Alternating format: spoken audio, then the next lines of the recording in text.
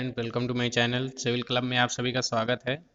I hope आप सभी लोग अच्छे होंगे और बहुत दिनों बाद वीडियो स्टार्ट कर रहा हूं और कुछ डिस्टरबेंस था और मैंने देखा कि काफ़ी बच्चों का रिप्लाई आ रहा, मैसेज आ रहा है कि सर एग्ज़ाम आ गया है और हम कहीं से कुछ पढ़ नहीं पा रहे हैं और बहुत सारी प्रॉब्लम्स फेस हो रही हैं। बहुत सारे बच्चों का कमेंट देख के मुझे लगा कि आप लोग के लिए कुछ कर देना चाहिए। और प्रॉब्लम्स तो लाइफ में हमेशा ही रहती हैं, तो उसका तो सोल्यूशन कुछ नहीं है। सो मैंने आप लोगों के लिए फिर से प्रैक्टिस सेट कंटिन्यू किया है।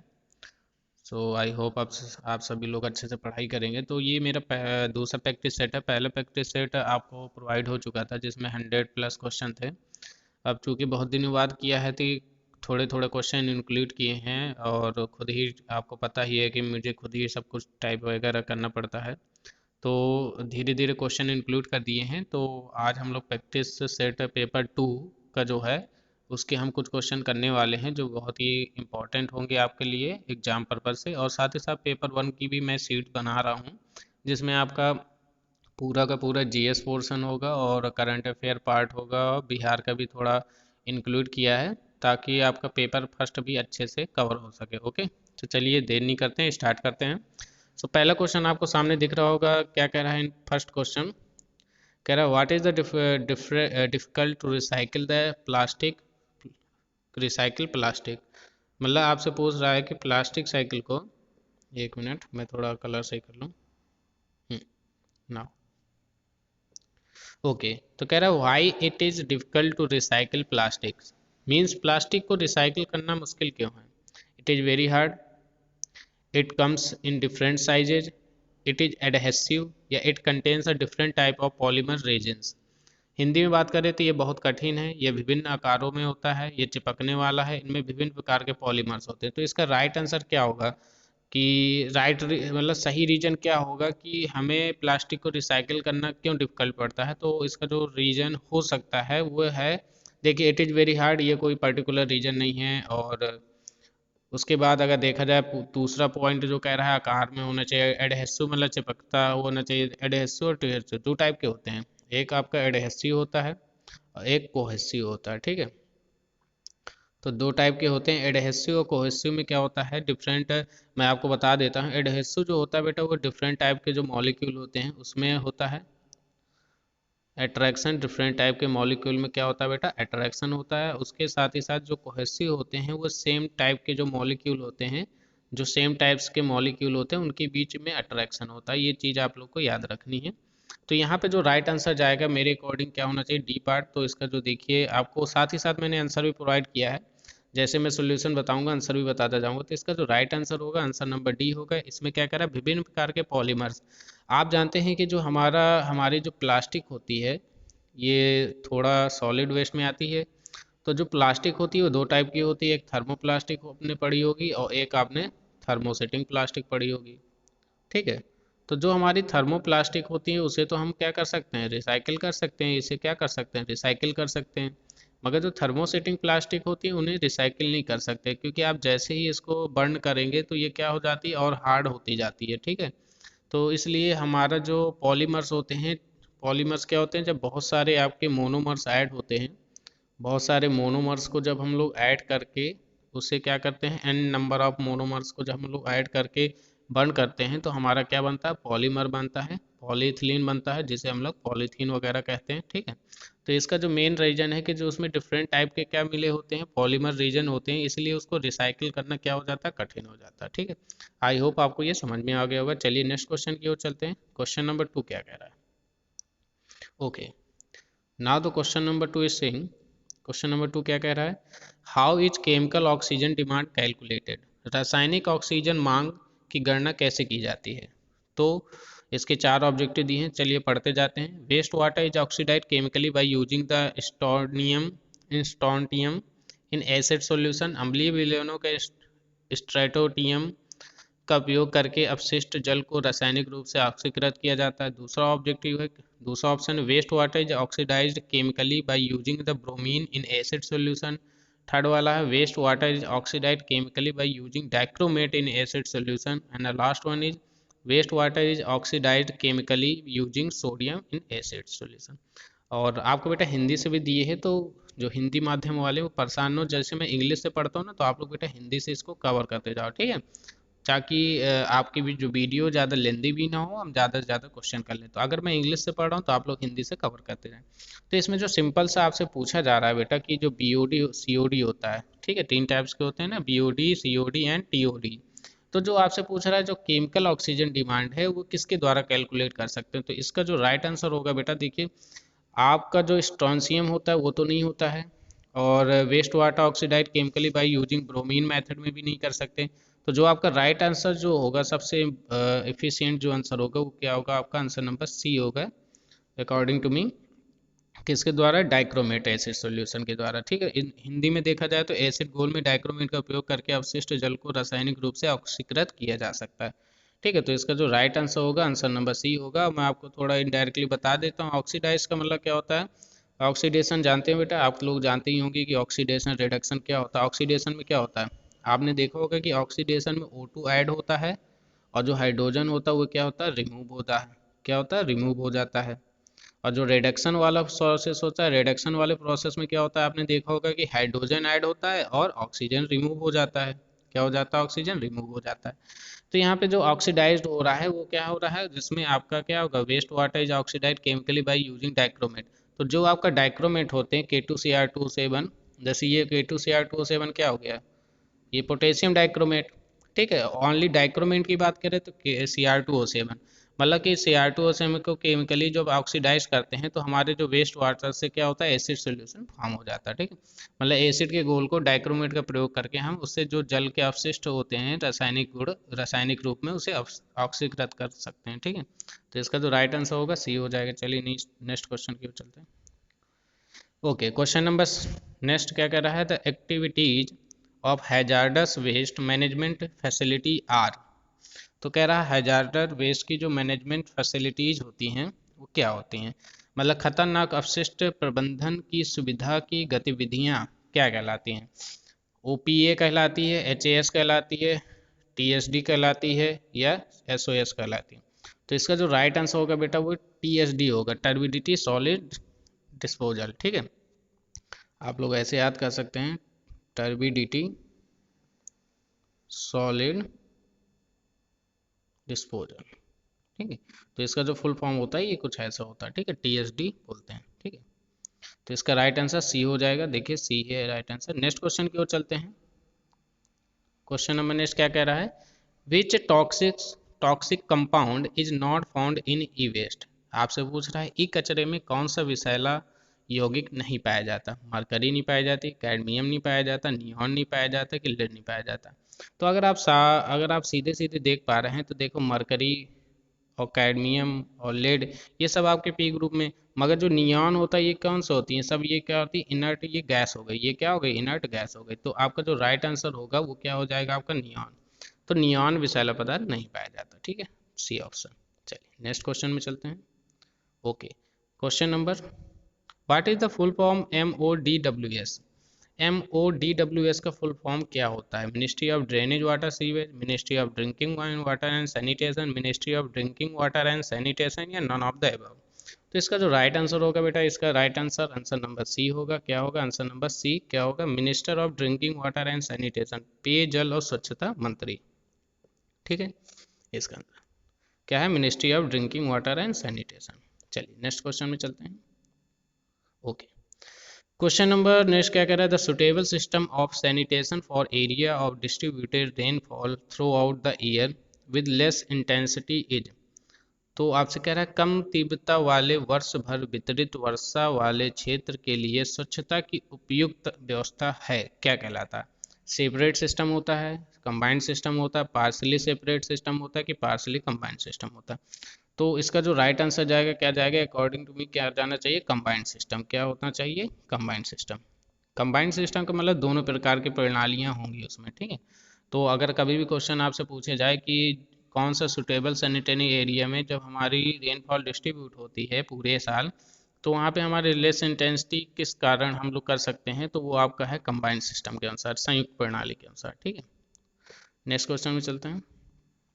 ओके, ये बहुत ही इंपॉर्टेंट क्वेश्चन है इन्वायरमेंट से रिलेटेड, और ये मोस्टली पूछा ही जाता है आपसे एग्जाम में, ठीक है। चलिए देख लेते हैं क्या है। The correct relation between the theoretical oxygen demand, biochemical oxygen demand and chemical oxygen demand is. तो इसका जो राइट आंसर है क्या होना चाहिए। मैंने आपको लास्ट टाइम जब मैंने आपकी थ्योरी क्लासेस ली थी तो मैंने आपको बताया था थ्योरी क्लासेस में कि जो टीओडी होता है वो सबसे ज़्यादा होता है, उसके बाद सीओडी होता है, सीओडी के बाद फिर बीओडी आता है। मतलब जो थ्योरेटिकल ऑक्सीजन डिमांड होगी वो सबसे ज़्यादा होगी, उसके सब कम केमिकल ऑक्सीजन डिमांड होगी, और सबसे कम क्या होती है, बीओडी होती है, बायोकेमिकल ऑक्सीजन डिमांड।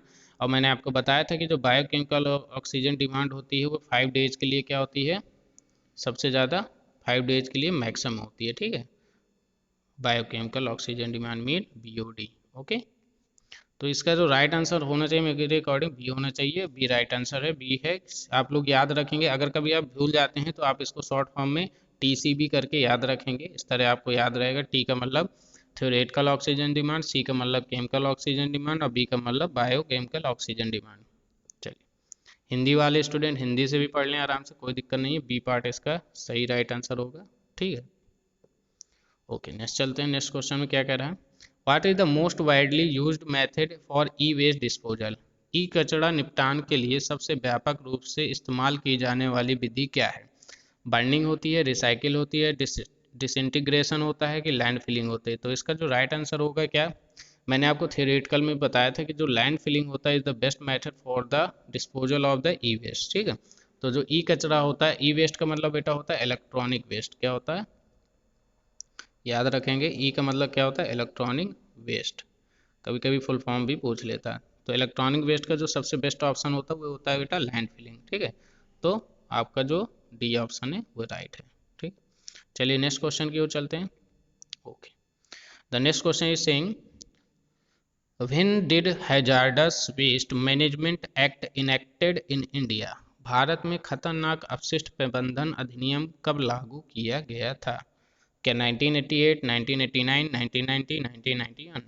तो इसका जो राइट आंसर होगा बेटा, आंसर नंबर बी होगा 1989। कब हुआ था बेटा, 1989 में। आप इसको बिल्कुल लर्न कर लेंगे, क्योंकि हो सकता है कि ये भले ही आपके पेपर 2 में ना आए, मगर पेपर फर्स्ट में या पेपर 2 में कहीं भी ये आपसे हिस्ट्री का क्वेश्चन टाइप से मिला के पूछ सकता है, ठीक है।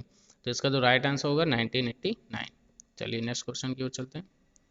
ओके, नेक्स्ट क्वेश्चन क्या कह रहा है, the pipe which is use to carry the discharge from sanitary fitting like bathrooms, kitchen etc is called. वह पाइप जो सैनिटरी फिटिंग जैसे स्नानागार, रसोई आदि से निकलने वाले डिस्चार्ज मल को ले जाने के लिए प्रयोग किया जाता है, क्या कहलाता है। तो बेटा वो कहलाते हैं आपके वेस्ट पाइप। क्या कहलाते हैं वो सब, आपके वेस्ट पाइप कहलाएंगे। क्या कहलाएंगे, मैं थोड़ा जूम करता हूँ, तो वो आपके क्या कहलाएंगे पूरे, वो क्या कहलाता है, वो पाइप क्या कहलाता है आपका, वेस्ट पाइप कहलाता है। कौन सा पाइप, वेस्ट पाइप।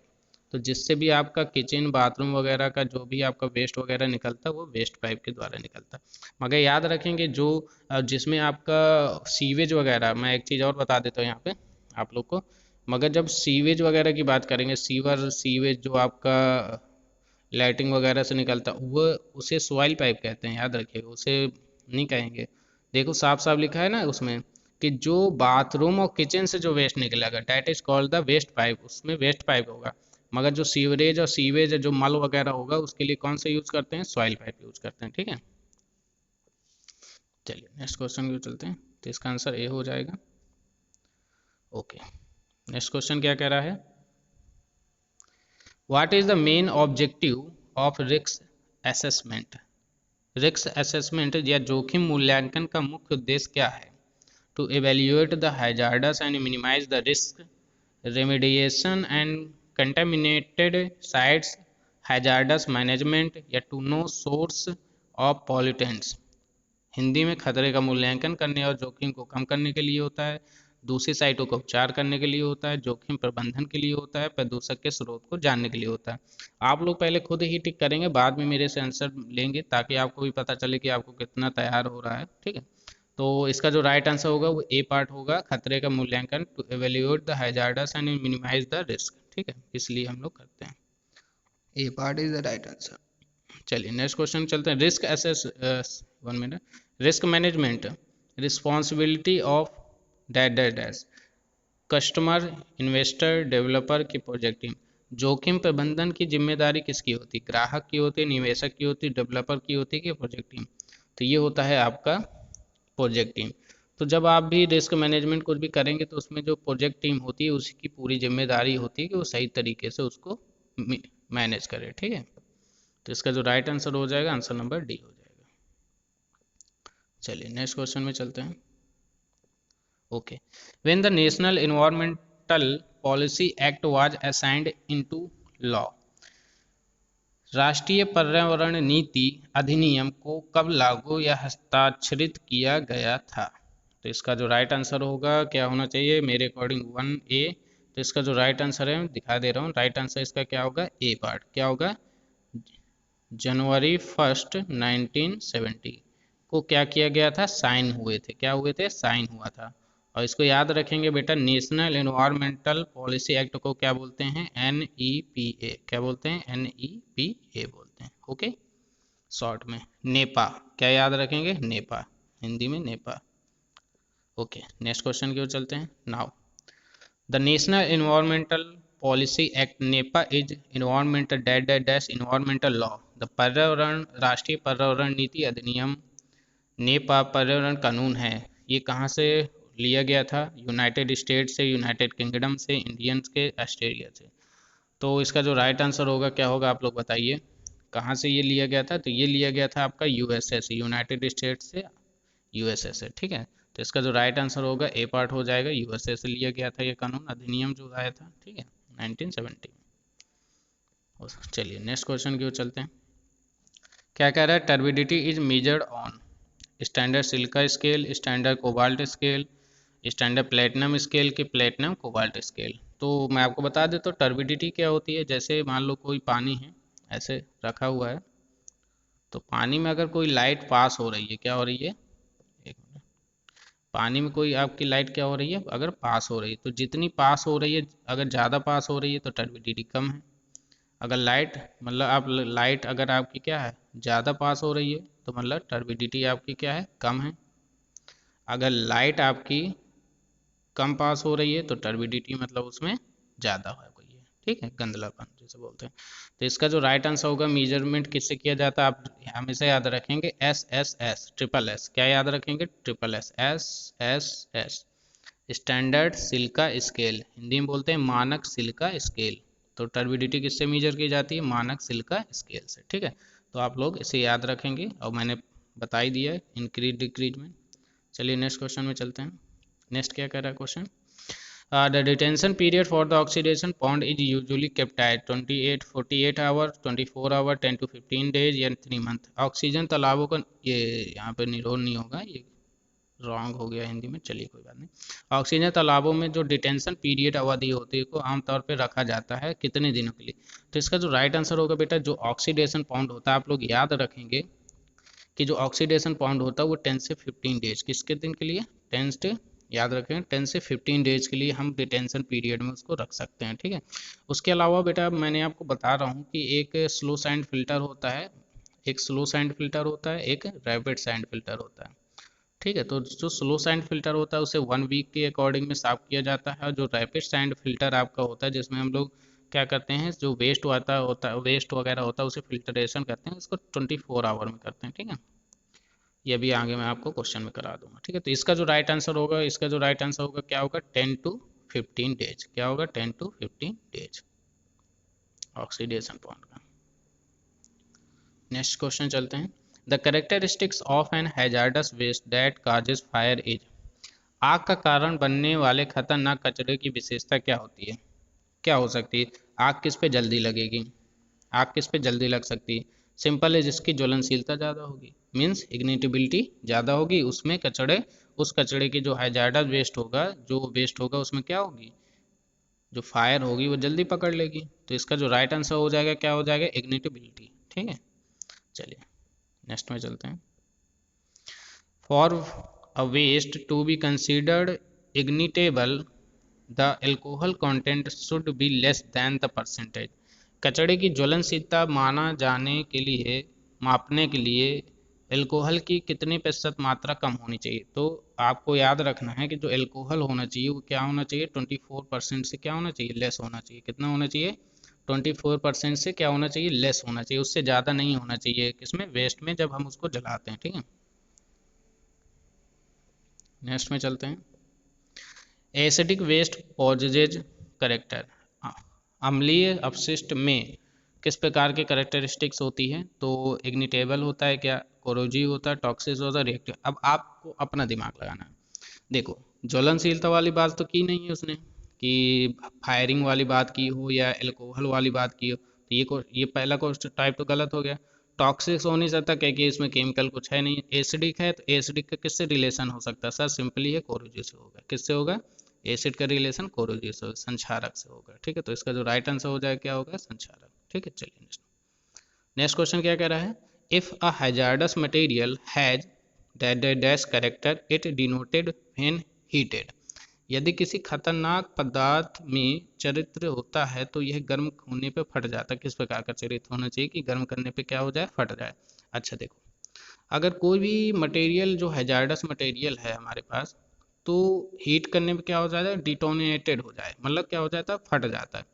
तो कोई भी चीज़ कब फटती है, जब उसमें रिएक्शन हो जाए। क्या हो जाए, उसमें रिएक्शन हो जाए, मतलब वो रिएक्शन हो जाए, मतलब वो क्या हो जाए, ज़्यादा से ज़्यादा क्या हो गया, रिएक्टिव हो जाए। क्या हो जाए, रिएक्टिव हो जाए, मतलब उसकी रिएक्टिविटी क्या हो जाए, इंक्रीज हो जाए अचानक।